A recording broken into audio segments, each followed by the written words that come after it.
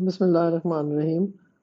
We start at paper 4 for discussion. This is the latest exam, the last exam that was held in November 21. And this is the paper 4-2 which we start, and this will be the first video on this because we will not be able to complete the whole paper in this. So let's start with the first video. As you all know, this paper is for 2 hours, and this is a 100 marks paper. Now, as you can see, this is an older paper, so the instructions are section A, answer all questions, section B, answer one question. But this section B has been removed, so there will be no more section B's anymore in this coming exam. Now, let's come to the first question. It says section A, answer all questions. Here, of course, you'll have all the questions answered in one, there'll be only one section, there won't be any two sections. Question 1A, the Bowman's capsule of a nephron is involved in ultrafiltration. Figure 1.1 is a diagram of part of a Bowman's capsule and glomerulus. Now, as you can see here, now it says the Bowman's capsule and glomerulus. Now, when you look at this, sometimes it's sort of immediately the first look that you get, it looks as if it's the PCT, but it's not the PCT. Because if it was the PCT, then there would have been these microvilli on this side. Well, there is no such PCT. So it says there Bowman's capsule and the glomerulus. Now I'm going to just show you a diagram of it and tell you from where this has been taken. Now this is the diagram which I want you to see, and I want you to see it very carefully because this is where it has been taken from. Now you can see here there's the Bowman's capsule, and here you can see the glomerular capillary, and then you see the lines, the podocyte, the cells of the podocyte which are sort of supporting these capillaries. And then we have this afferent arteriole, so the blood is entering through here, and then the efferent, I always say efferent exit, so it is coming out of here. And of course, it forms the glomerular capillaries, which are then surrounded by the podocyte. So remember this diagram. This is a very beautiful diagram. I really enjoy looking at it, and how the blood is going to filter out and then is going to enter here, and then is going to go into the PCT, which is going to be called the glomerular filtrate. Then this is the diagram which you should have in mind whenever you're looking at a question on this chapter. Now back to this diagram. So this would be the capillary. This would be the blood capillary. This would be the podocyte cells. And these, of course, would be where the space, where the glomerular filtrate is going to go into it. So these will be the cells of the podocyte. These would be the cells of the Bowman's capsule. And this, of course, would be the where it will all filter out. And this would be the blood would be inside here because this is a capillary. So blood will be somewhere here. And then all of this is going to filter here and go here. So this is what we have to understand. So now coming to, with reference to figure 1.1, complete table 1.1 using the letters A to F. Glomerular filtrate has to be E. Why is it got to be E? Well, you've got to understand why is it got to be E. Here, it's being filtered here. So the glomerular filtrate is going to come in here. So this is the glomerular filtrate which is going to flow then out into the PCT. So glomerular filtrate E, then basement membrane. And which one is the basement membrane? That's C. Basement membrane is this area which I'm shading in yellow now. Red, sorry, I'm shading in red now. This is the basement membrane, right? So basement membrane was C. Then we have podocyte cell. Now podocyte cell will be what? Will be D. Podocyte cell will be D. And the capillary endothelial cell will be A. So this is the capillary endothelial cell. Endothelial cell, you remember endothelium. So these are the capillary endothelial cells, and then you can see the space in between. There are pores in between the cells, which allow the everything to pass out and then ultimately form the tissue fluid. Here, of course, it forms the glomerular filtrate. So these were the answers that you were supposed to give me. Then coming to the B part of the question, describe and explain how the structures of the Bowman's capsule and its associated blood supply are adapted to allow ultrafiltration to take place. So it's a describe and explain, and please look at it as 5 marks. So please give me at least 5 points to get your 5 out of 5. Now I'm just looking at this diagram and I'm looking at the points which were expected from you for this question, how ultrafiltration takes place. So the first one is afferent arteriole. Afferent arteriole is wider. You can see this is narrower. So afferent arteriole has wider or has a larger diameter than the efferent, E for exit. Then this causes a high hydrostatic pressure in the glomerulus. So this causes a very high hydrostatic pressure through which things are going to then filter out. Then pores in the capillary endothelium. So in the capillary endothelium, you can see as the capillaries, we can't see it here also, but the pores will allow it to filter out. You can see it in the diagram in the question, pores in the capillary endothelium. Do not say holes. It's an ignore in the mark schemes. Then basement membrane acts as a filter. There will be a basement membrane here on which it is being supported, so that will act as a filter. Then you give me details of the podocyte. These podocyte, what is this podocyte? They are finger-like structures which fold and they've got these slits in it. Then you give me a correct reference to the passage of substance. The basement membrane stops the blood cells and the large proteins, or allows urea and glucose and amino acid and ions and water to pass out. So what will pass out of the blood and what will not pass out of the blood, that is because the basement membrane stops these things from passing out. And then the fact that there is this huge network of capillaries. So there is a huge network of capillaries here which ensures that ultrafiltration takes place. So just a quick write up on this so that you all can stop, pause the video here and remember all these points. So afferent arteriole wider causes high hydrostatic pressure. Very important that you write this word. Then pores or gaps in the capillary endothelium. And do not say holes. Please remember that. That's not allowed in the mark scheme. Basement membrane acts as a filter. Podocyte are finger-like structures or has filtration slits. Basement membrane stops the blood cells and large protein molecules to pass. And there is a network of capillaries. So 1, 2, 3, 4, 5, 6, 7 points, but you have to give me only 5. When coming to the C part of the question, the glomerular filtration rate GFR is the rate at which blood plasma is filtered in the Bowman's capsule. Figure 1.2 shows the relationship between GFR and mean renal arterial blood pressure. So there's GFR in cm cube per minute and there's mean renal arterial blood pressure in kPa kilopascals.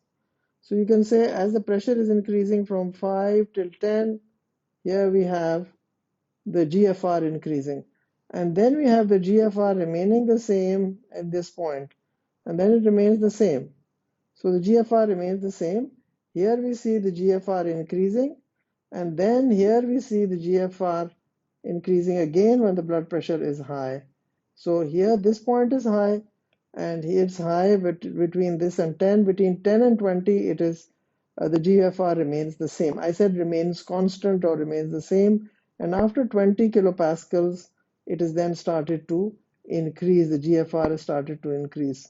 So figure 1.2 shows the relationship between GFR and the mean renal arterial blood pressure.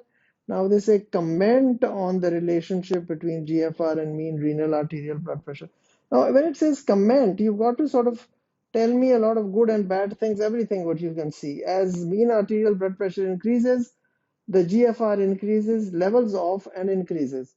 So GFR increases, levels off and then increases.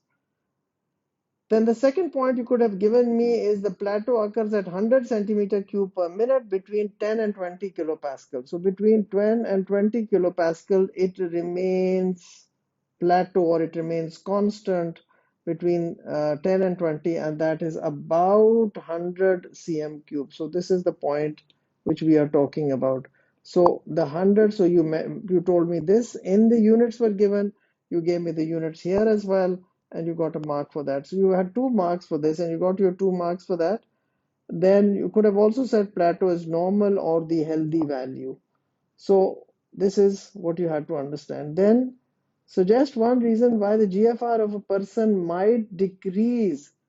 Why would the GFR, glomerular filtration rate, why would it decrease? Well, if it would decrease if there is some kidney damage or if there is dehydration, because the blood, basically is the hydrostatic pressure, or there is severe blood loss, or you could have talked some other disease which is to do with the kidney disease. So one reason why the GFR might decrease, generally suggest, I always say, is the most difficult part of the paper. So it means some kidney damage or some dehydration less. Maybe you've sweated a lot, maybe you've lost some blood, you've had some blood loss, internal bleeding, you've had an accident, you've had some injury. So all that would result in a reduced GFR. So just a brief, just to show you how we would write it: as pressure increases, GFR increases, levels off and increases. So increases, levels off, and then again increases. Plateau occurs at 100 cm cube per minute or between 10 and 20 kilopascals. Plateau is the normal value. Then why reason why the GFR might decrease: kidney disease, dehydration, low blood pressure, or blood loss. Then question 2, scientists are researching new ways to reduce the global atmospheric carbon dioxide concentration. There are concerns that an increasing atmosphere CO2 concentration may lead to effects that decrease biodiversity, naturally global warming and all that. Give one example of a human activity other than deforestation that contributes greatly to the increase in global atmosphere of CO2 concentration. What can it be? Industrialization, transportation, power stations, and burning of fuels. So basically, it's all the things which are burning of fossil fuels, but any of these could be correct. Industrialization would be correct, transportation would be correct, power stations would be also correct. Then let's look at the next part of the question. It says algae are aquatic photosynthetic. So they are aquatic photosynthetic protoctists, unicellular. Some researchers genetically modified the unicellular alga Chlorella vulgaris to try to increase the rate of the light-dependent stage of photosynthesis. The Z scheme, light-dependent state, PS2, PS1. C. vulgaris was modified to increase the expression of the gene coding for aldolase. So a gene for aldolase it increased the expression of it, so it made it work more. So aldolase is an enzyme that causes an increase in the concentration of rubisco. Rubisco is the enzyme which is needed for the Calvin cycle. Two cultures of C. vulgaris, one that was not genetically modified, there is the unmodified version, and one genetically modified, were grown under controlled conditions for 14 days. Samples were taken from the cultures at regular intervals during the 14 days to obtain measurements of dry mass. The results are shown in figure 2.1. Unmodified and genetically modified. Okay, so this is the unmodified, which has got this cross in it. So let's look at the unmodified. I'm going to just color this so that you can all, this is the unmodified. This was the not genetically modified. And then let's look at another one. The genetically modified was this one. So let's look at the genetically modified. Now that's all above, the graph is above the other one. Now, as you can see, the genetically modified has more dry mass at all times. At zero, they were all both the same mass, but then the dry mass has increased more in the genetically modified. In the unmodified one has remained lesser in all throughout the experiment, the 14 days that it was kept. So now they're going to ask you a question. As I always say, they ask you a question on the graph. You need to look at the graph very carefully. Now let's look at the question. Now the question was very simple. The question says, B, with reference to figure 2.1, describe the difference between the results for the two. So describe, as I tell you, is no biology. So everybody should get these 3 marks. If you don't get these 3 marks, it's a very sad day for me. So with reference to figure 2.1, now here you have to give me some data, and the data is the most important thing which you need to give me, which would get you 1 mark, but you can get. Now looking at the graph again, let's look at the graph again.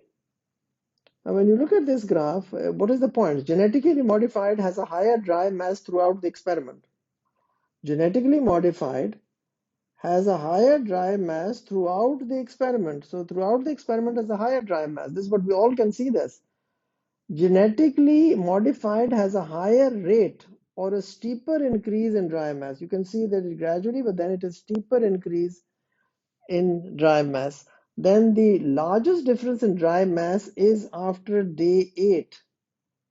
So after day 8, there is the largest increase in dry mass, or you could have said the reverse also. So the larger difference in dry mass is after day 8. Then if you gave me a data quote, Like for instance, if you said let's look at this point here. I want to just clear you all. So at 2 days, what is the data code? Now, when you look at the data code at 2 days, the genetically modified was 0.22 gram per dm cube, and the unmodified was 0.13, and the unmodified here was 0.13. 0.13 what? Gram dm cube. So if you gave me this, you would get your another mark for this. So data code means that you would give me at either you gave it to me at 2, or you gave it to me at 4, or you gave it to me at 6. If you look at the mark scheme, all this is very clearly given. And then of course, if you gave me this 0.22 and 0.13, then you also gave me the difference, and the difference was what? Was 0.09. Then why would you give me the difference? Now, if you look at the question, you will understand why would you give me the difference. So you would give me 0.22, 0.13, and 0.09, the difference between the two. So genetically modified 0.22, 0.13 the unmodified, and the difference between the two was 0.09. Because as you can see in the question, it says describe the differences between the results.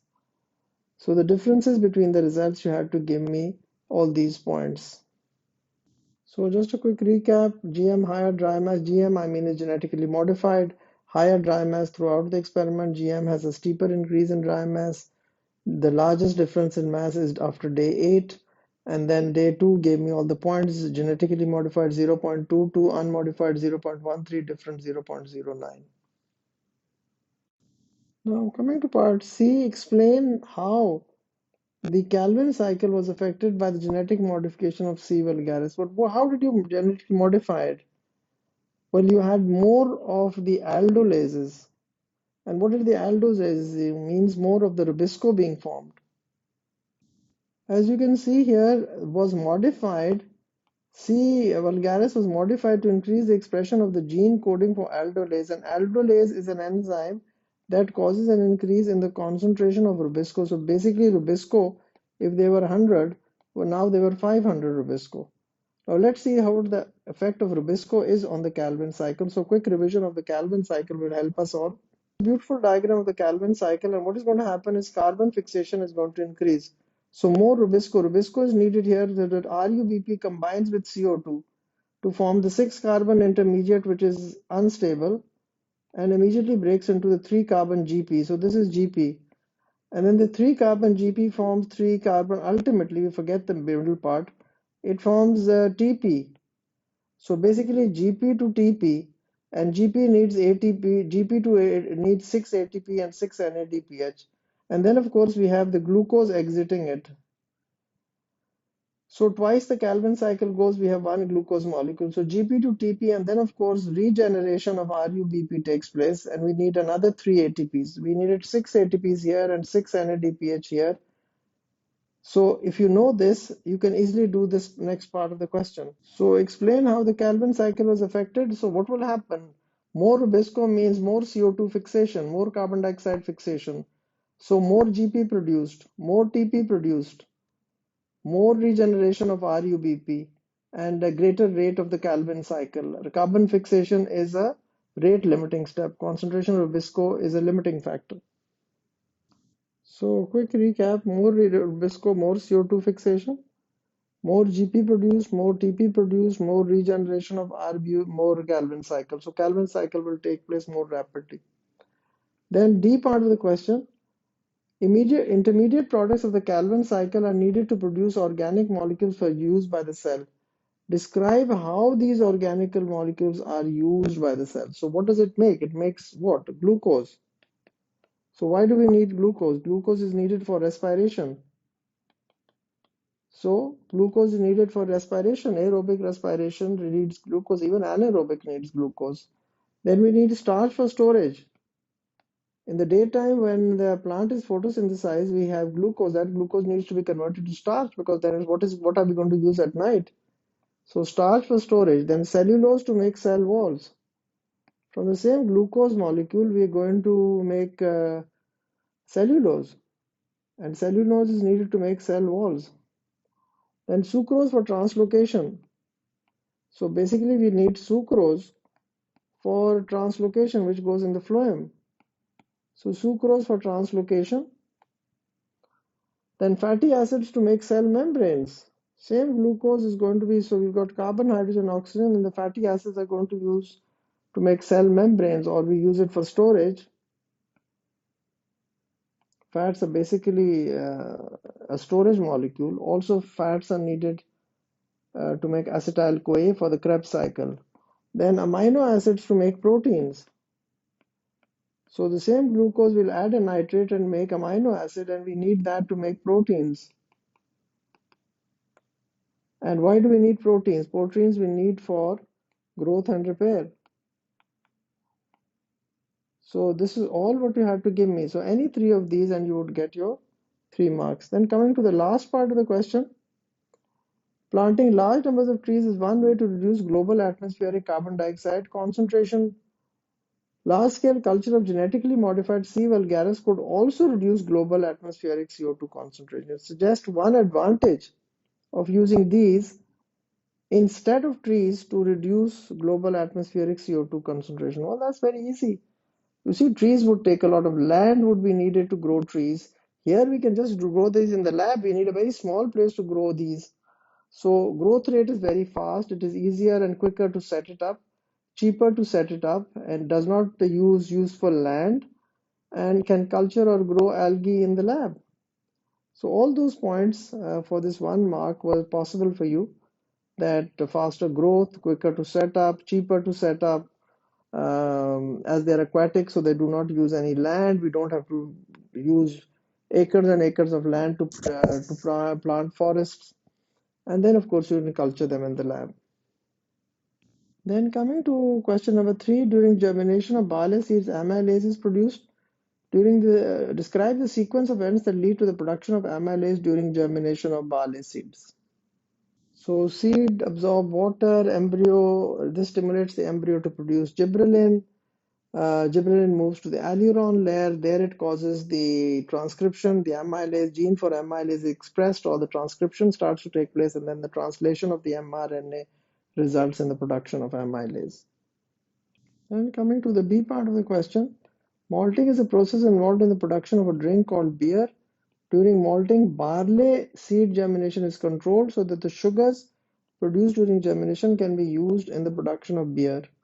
Figure 3.1 shows two features of a germinating barley seed during the first 5 days of malting. Activity of the amylase enzyme and the percentage of starch reserves remaining in the barley seeds. So amylase activity in arbitrary units, percentage of starch reserves remaining. Now they've given you a key. Let's look at this starch reserves.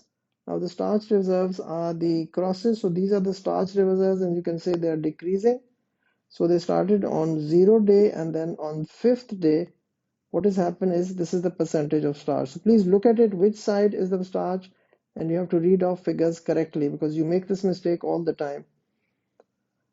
So the starch reserves from 10 are going down to, sorry, they're not going 10. Again, look, I made the same mistake. It's not 10. 10 is the amylase activity.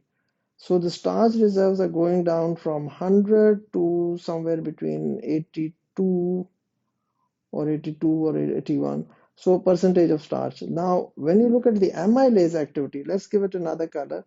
So the amylase activity here, let's look at the amylase activity. So the amylase activity is this one, the one with the circles. So amylase activity you can see is greatly increasing. So what are the units for amylase activity? From 0 has gone up to 10.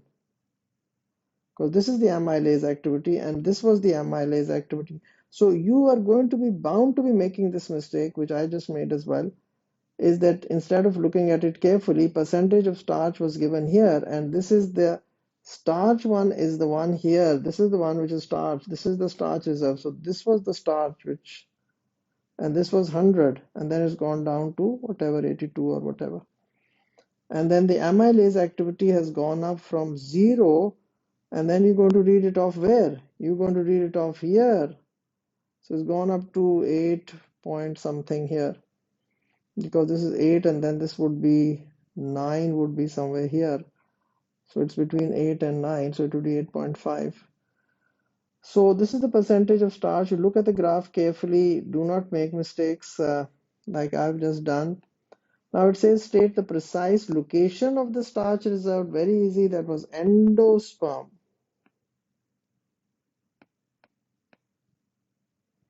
So endosperm, then with reference to figure 3.1, describe and explain. Describe and explain the effect of malting on amylase activity and the percentage of starch remaining in the. So it's a describe and explain. It's a describe and explain. Now I've given you the describe and the explain in two different colors. So the describe is in green and the explanation is in yellow. Amylase activity increases as seeds produce more amylase. Percentage of starch decreases. Amylase hydrolyzes starch. Changes take place at an increasing rate, and then this would be the explanation for it, which is the data code that at day 0 what had happened. 0.0 amylase, 100% starch. Then at day 1 0.2, and then 99% starch. At day 2 0.8 amylase and 98% starch. So I've given the figures. I've sort of given you a little table. You could have done that as a heading, and you could have given me these data codes. That's how it's given in your mark scheme as well.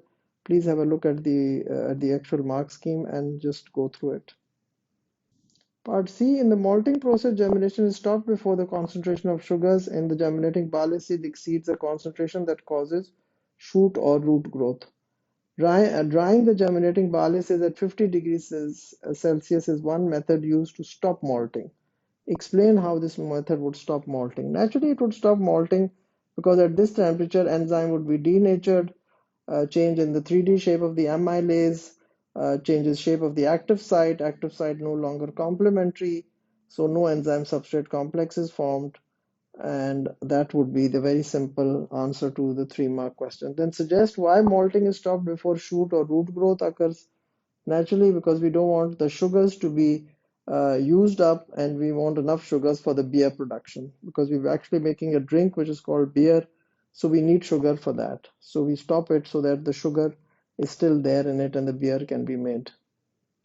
So quick go through the words. Enzyme denatured, changes tertiary structure, changes shape of active site, no enzyme substrate complex is formed. You can use this abbreviation. No ESC form, no water, so no, because you've done the drying part, so there's no water, so no hydrolytic reactions, or you can say removes the water from the embryo for gibberellin synthesis. Then why have we stopped the malting before the root growth occurs? Stop the sugars from being used up, ensures enough sugars for the production of beer, which we actually our purpose is. Now that finishes these first 3 questions, and we will continue the next questions in the next video on this. And thank you very much for watching. In this video, only question 1, 2, and 3 have been answered.